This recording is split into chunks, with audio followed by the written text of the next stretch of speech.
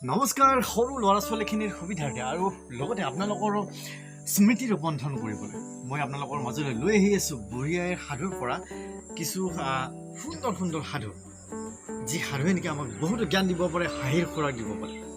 আজিও তেনেকুৱা এটা সাধু লৈ আপোনালোকৰ মাজলৈ উপস্থিত হৈছোঁহি আৰু সাধুটিৰ নাম হৈছে ধৰা কাউৰী আৰু টিপচী চৰাই।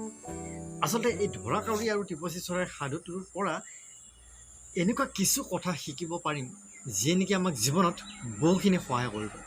আচলতে কাকো যে ঠগিব নালাগে, কাৰো যে অন্যায় কৰিব নালাগে, এনেকুৱা ধৰণৰ বিভিন্ন কথা আমাক এই সাধুটোৱে জনাব।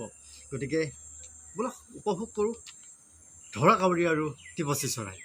এটা ধৰা কাউৰী আৰু এটা টিপচী চৰাই আছিল আৰু সিহঁত দুয়োৱে সখী বান্ধিলে। মানে সখী বন্ধাটো মানে কিবা এটা ভাল লগা মুহূৰ্ত ন। তো আমাৰ যে বিয়াত সখী বান্ধে ঠিক তেনেকুৱাকৈ মানে ধৰা কাউৰী আৰু টিপচী চৰাই সখী বান্ধিলে। এদিন দুয়ো একেলগে এজোপা গছৰ ডালত বহি আছিল। ধৰা কাউৰী কিমান ডাঙৰ, টিপচী চৰাই কিমান সৰু, দুয়ো একেলগে এডাল গছতে বহি আছিলে। এনেতে দেখিলে যে এজনী বুঢ়ীয়ে ধান সিজাই চোতালত মেলি দিছে। ধৰা কাউৰীয়ে টিপচীক ক'লে, সখী সখী চোৱাচোন, সেই বুঢ়ীজনীয়ে সিজোৱা ধান ৰ'দত মেলি দিছে। এঠাপ মাৰি আমি আনো হওক আহা, এঠাপ মাৰি লৈ আহোঁ বোলা। টিপচীয়েও ক'লে, এৰা আনো হওক আহা বুলি মাত দিলত ধৰা কাউৰীয়ে ক'লে, কিন্তু সখী এটা কথা, মই ঠোঁটত যিমান ধান আনিম তুমিও যদি সিমান ধান আনিব নোৱাৰা তেনেহ'লে মই তোমাক খাম, আৰু তুমি যিমান আনিবা মই যদি সিমান আনিব নোৱাৰোঁ তেনেহ'লে তুমি মোক খাবা। ধৰা কাউৰীৰ কথা শুনি টিপচীয়ে ভাবিলে, মইতো একে থাপতে ইমান ধান আনিব নোৱাৰিম। সেই দেখি বুজিছোঁ সি মোক খাবলৈ বুদ্ধি পাতিছে। বাৰু দেখা যাওক দিয়কচোন সি মোক কেনেকৈ খায়। ইয়াকে ভাবি টিপচীয়ে উত্তৰ দিলে, বাৰু সখী সেয়ে হওক। ধৰা কাউৰীয়ে ক'লে, তেন্তে তুমি আগতে আনা। টিপচীয়ে ক'লে, নহয় সখী তুমি আগে আনা। এনেদৰে সিহঁতৰ মাজত মানে কথা বতৰা চলি থাকে। আৰু অৱশেষত টিপচীয়ে কি কৰিলে, এখুদমান ঠোঁটেৰে কাউৰীয়ে মাতিছে, এখুদমান ঠোঁটেৰে থাপ মাৰি এঠোঁট ধান আনিলে। কিন্তু সি নিচেই তাকৰ, মানে টিপচীয়ে অলপমান ধান আনিলে আৰু একদম নিচেই তাকৰ। আৰু তাৰপিছত ধৰা কাউৰী থাপ মাৰি ইমান ধান আনিলে যে অনেক গুণে সৰহ, মানে টিপচীতকৈ অনেক গুণে সৰহ। ধৰা কাউৰীয়ে ধান আনিয়ে মাত লগালে, সখী মই এতিয়া তোমাক খাব পাওঁ। টিপচীয়ে উত্তৰ দিলে, নিশ্চয় পোৱা।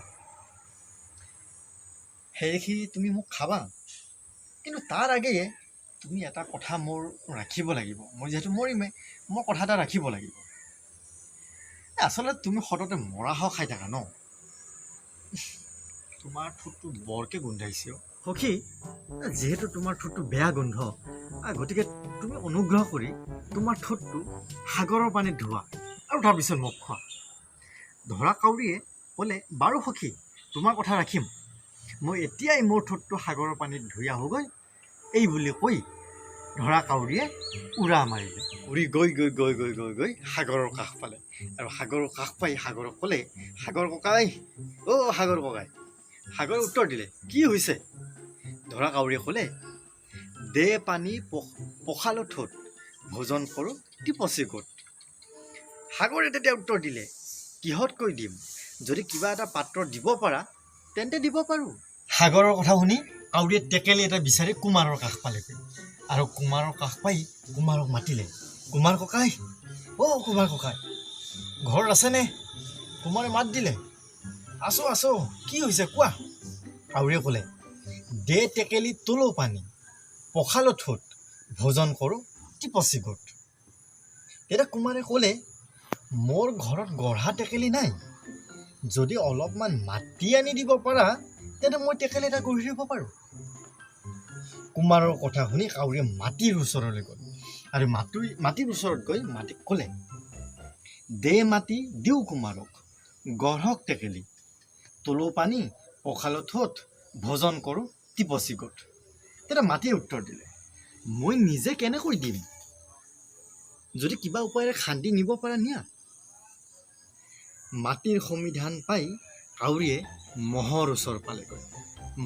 মহৰ ওচৰ পালে আৰু মহৰ ওচৰ পাই মহক ক'লে, মহক মাত লগালে, দে শিং খান্দো মাটি। মানে মহৰ শিঙেৰে মাটি খান্দিব পাৰে। দে শিং খান্দো মাটি, দিও কুমাৰক গঢ়ক ঘটি বা টেকেলি, তোলো পানী পখালো ঠোঁট, ভোজন কৰোঁ টিপচি গোট। তেতিয়া মহে কি উত্তৰ দিয়ে সেইটোহে আচৰিত। তেতিয়া মহে ক'লে যে মই মোৰ নিজৰ শিংটো মই কেনেকৈ দিব পাৰিম, যদি কিবা উপায়েৰে নিব পৰা তেনেহ'লে নিয়া, মোৰ আপত্তি নাই। মহৰ কথা শুনি কাউৰীয়ে গৈ কুকুৰৰ ওচৰ পালে।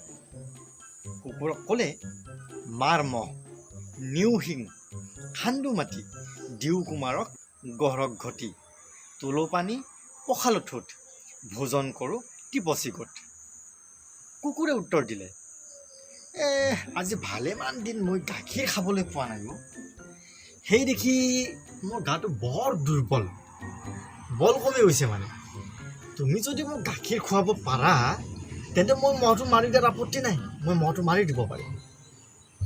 এই কথা শুনি কাউৰীয়ে গাইৰ ওচৰলৈ গৈ গাইক ক'লে, মানে গাখীৰ দে গাখীৰ খুৱাও কুকুৰক, বান্ধক বল মাৰক মহ, নিও শিং খান্দো মাটি, দিও কুমাৰক গঢ়ক ঘটি, তোলো পানী পখালো ঠোঁট, ভোজন কৰোঁ টিপচি গোট।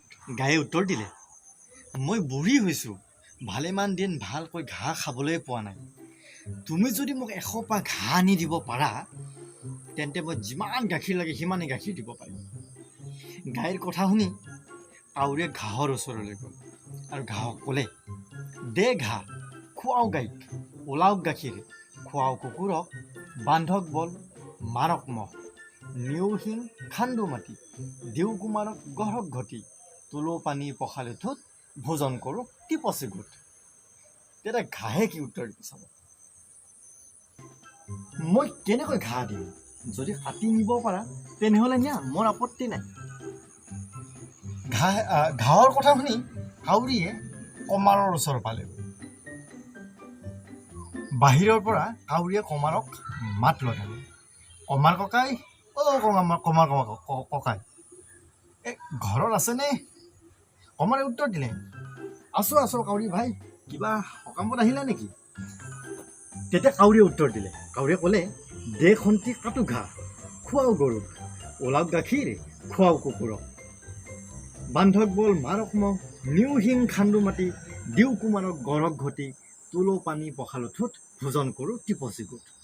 কমাৰে তেতিয়া ক'লে, মোৰ জুইকুৰা নমাই গ'ল নহয়, যদি মোক অলপ জুই আনি দিব পাৰা তেন্তে মই খন্তি এখন গঢ়ি দিব পাৰোঁ। কাউৰীয়ে কমাৰৰ কথা শুনি চাৰিওফালে চাই দেখিলে যে সাগৰৰ সেই পাৰে মানে ধোঁৱা ওলাইছে, আৰু দেখি সি উৰি গৈ এজনী বুঢ়ীয়ে ধান সিজাই থকা দেখিলে, আৰু ধান সিজাই থকা দেখি বুঢ়ীৰ ওচৰ চাপি কাউৰীয়ে ক'লে, আই মোক অলপ জুই দিব পাৰানে? তেতিয়া বুঢ়ীয়ে উত্তৰ দিলে, কিহতকৈনো দিম? তেতিয়া কাউৰীয়ে ক'লে, মোৰ ডেউকাতে বান্ধি দিয়া। বুঢ়ীয়ে তাকেই কৰিলে, আৰু কাউৰীয়ে জুইৰ আঙঠাৰ টোপোলাটো ডেউকাত বান্ধি লৈ সাগৰৰ ওপৰেদি উৰি আহি থাকোঁতে তাত বতাহ লাগিল, আৰু বতাহ লাগি কি হ'ল, সেই আঙঠাটো জ্বলি উঠিল। জ্বলি উঠি সাগৰৰ মাজভাগতে কাউৰী জ্বলি, মানে কাউৰীৰ পাখি জ্বলি গ'ল, তাৰপিছত কাউৰী নিজে জ্বলি গ'ল, জ্বলি বুঢ়ী মৰি থাকিল। মানে পানীত বুঢ়ী মৰি থাকিল। আৰু ইফালে টিপচীয়ে মনে মনে এই গোটেইখিনি কাণ্ড কাৰখানা মনে পাছে গৈ চাই আছিলে, আগৰ পৰা গুৰিলৈকে চাই আছিলে। শেষত কাউৰীৰ এনে মৃত্যু দেখি বৰ সন্তোষ লাভ কৰিলে, আৰু এজোপা গছৰ পৰা আনজোপা গছলৈ উৰি গ'ল ফূৰ্তিতে। আৰু মোৰো কাপোৰ কানি ক'লা হ'ল, মোৰো ক'লা হ'লত ময়ো গুচি আহিলোঁ। আৰু শেষত ঢেকীয়াই মেলিলে ঠোৰ, মোৰ কথাৰ পৰিল ওৰ, তামোলে মেলিলে দাবী, কোন কলৈ যাবি, কলা মেকুৰীৰ বগা কাণ, ডাকি বোলা ৰাম ৰাম। নিশ্চয় আজিৰ এই সাধুটি ভাল পালে আৰু কি শিকিব পাৰিলে সেইটো আপোনালোকেতো গম পায়। সৰু ল'ৰা ছোৱালীখিনিক কৈছোঁ যে কাৰো অন্যায়ৰ কথা ভাবিব নালাগে। যদি কাৰোবাৰ অন্যায়ৰ কথা ভবা হয় তেনেহ'লে নিজৰে অন্যায় হয়। গতিকে নিজে ধুনীয়াকৈ কাম কৰি গৈ থাকিব লাগে, কাৰো কথা ভাবিব নালাগে আৰু আনৰ অন্যায় কৰিবই নালাগে। নিজৰ কাম নিজে কৰি গৈ আগবাঢ়ি গৈ থাকিব লাগে, সেইটোৱে কথা। আৰু নিশ্চয় আজিৰ এই সাধুটি ভাল পালে, যদিহে ভাল পাইছে তেনেহ'লে লাইক কমেণ্ট শ্বেয়াৰ আৰু চেনেলটি ছাবস্ক্ৰাইব কৰি দিবলৈ নাপাহৰিব আৰু এটা কমেণ্ট কৰি জনাব কেনেকুৱা পাইছে। আজিলৈ বিদায় লৈছোঁ, বাই বাই।